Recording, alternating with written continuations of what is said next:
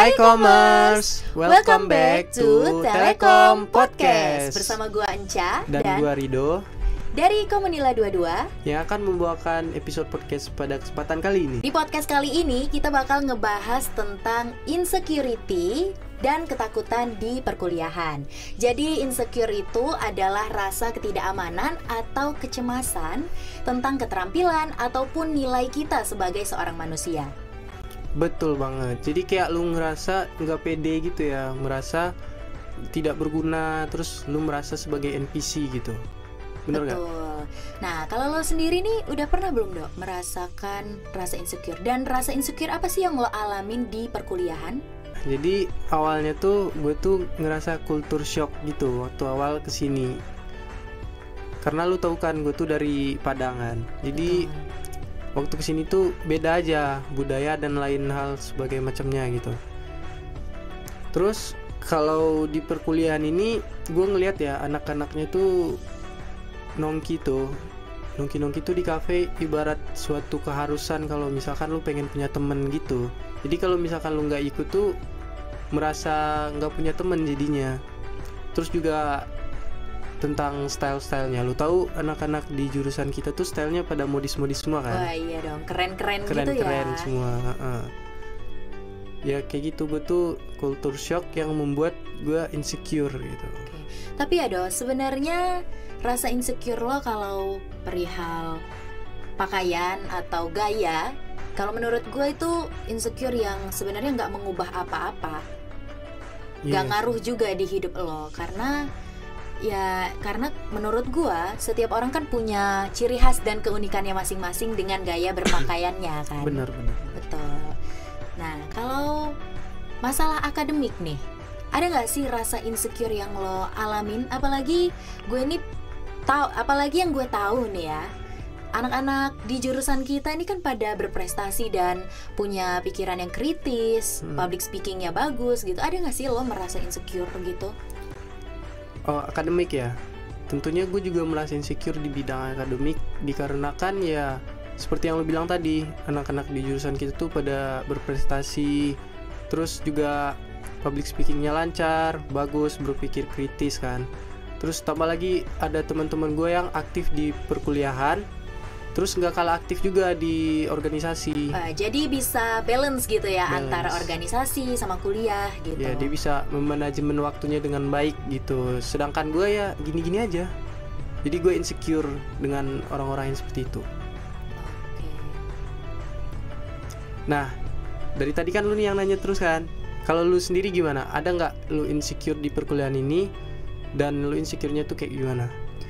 Wah, kalau gue pasti ada dong. Pernah berada di titik insecure di mana gue itu merasa tertinggal gitu sama teman-teman yang lain.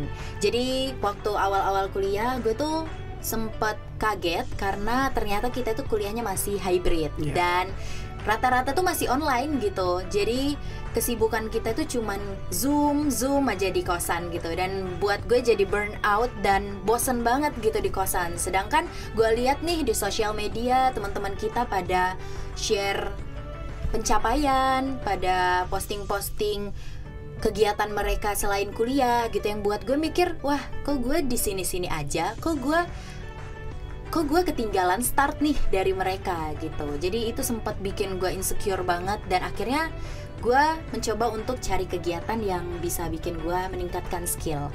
Oh, jadi lu insecure dengan teman-teman lu yang pada aktif semua di luar kuliahan gitu ya? Iya. Jadi lu ada cara nggak gimana lu mengatasi insecure lu itu?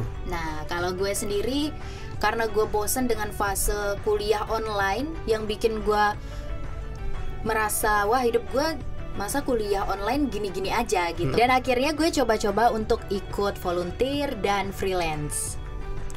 Kalau boleh tahu nih, kan lu ikut volunteer. Nah, kegiatan volunteer apa aja yang pernah lu ikutin? Kalau gue pribadi nih ya, gue pernah ikut volunteer suatu event. Jadi gue bantu-bantu untuk jual tiket konser. Dan itu cukup menguntungkan buat gue sebagai anak kos karena dapat benefitnya selain ketemu orang banyak, kita juga dapat penghasilan dari situ. Bagus. Nah, kalau lo sendiri nih, Dok, Lo tadi kan sempat insecure juga kan? Gimana sih cara lo mengatasi rasa insecure lo? Yang pertama tuh di permasalahan style itu dan permasalahan nongki-nongki, gue tuh mengatasinya dengan cara gue mulai membuka diri gue.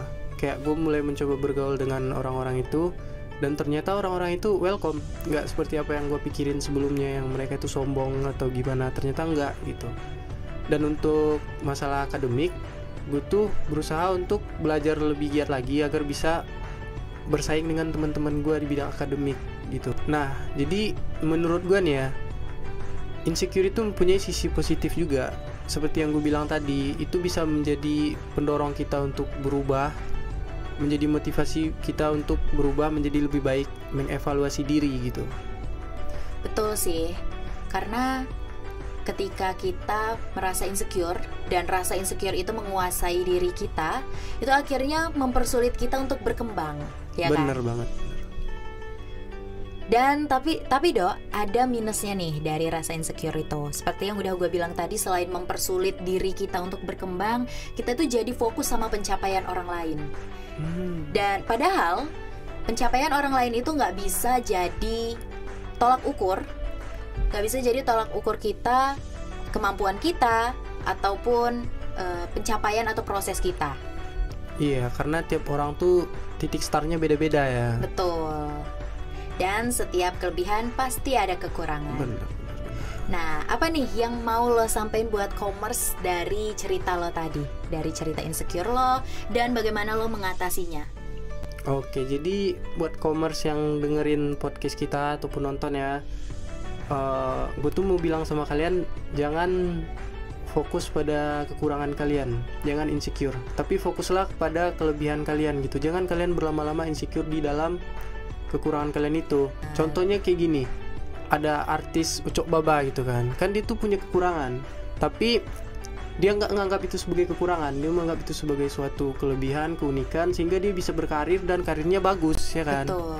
Jadi fokus sama diri sendiri aja, karena sesuai dengan kata-kata yang gue petik dari sebuah buku yang pernah gue baca, setiap orang itu ada masanya dan setiap masa itu ada orangnya gitu. Betul.